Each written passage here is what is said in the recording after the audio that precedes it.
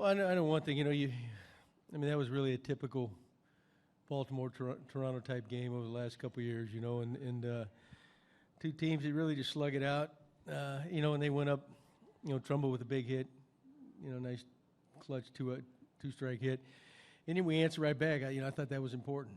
And then Marco, I thought Marco was a little bit off with his command, more so with his off speed, his changeup. He's bouncing a lot, which is, he doesn't normally do that.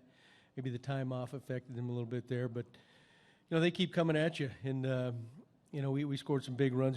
Great at bat by Tulowitzki, second, third, get him over, get him in, and then Russ with a big hit. So, yeah, we did a lot of good things. And Marco, he gutted it out like he always does. And then Benoit, Grilly, and Osuna at the end, really was the key there. But even Worley over there gave them a shot, and they kept it close, and they made a run at it. So it's typical type games we normally play.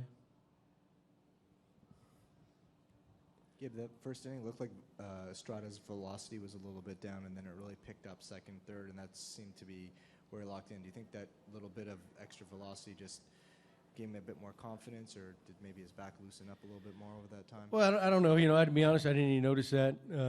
I just kind of looked just at the way he's throwing. There's really no concerns about his back.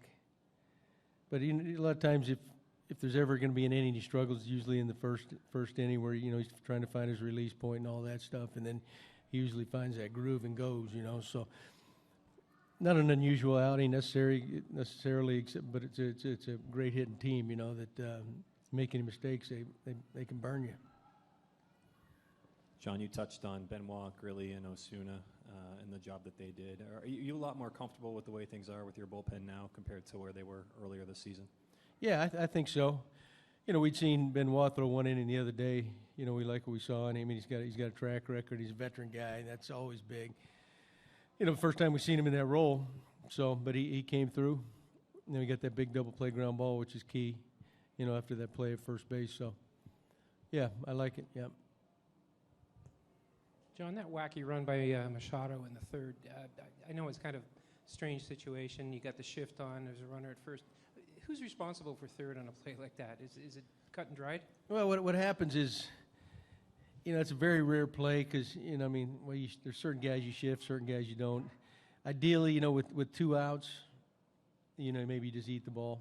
But, the guys are trying to make plays. The catcher normally is you tell him if it's a stolen base attempt, the pitcher's got to go because he's throwing the ball, batted ball. He heads down there. But it's so rare. And then what happens, the ball to the right side, so the pitcher's moving that way. And so when he gathers himself, he's got to see, well, okay, somebody's home plate's vacated. But one thing catchers have always learned from day one as young players is really if the guy's second in the scoring position anywhere, you don't vacate the base, and what happened, we vacated it out of necessity. That's the way the play is, but nobody picked him up. It's such a rare play. You might not see it again that, sometimes it can catch you off guard. John, in the first inning, it looked like Marco was trying to just stretch the back out a little bit. When you see that and knowing what he's been up against this year, does that worry you at all when you see that in the first inning?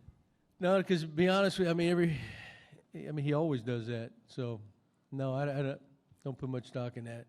And our, pitching coach and everybody, trainers check with him after every inning. We think that's behind him now, so we're not too worried about that.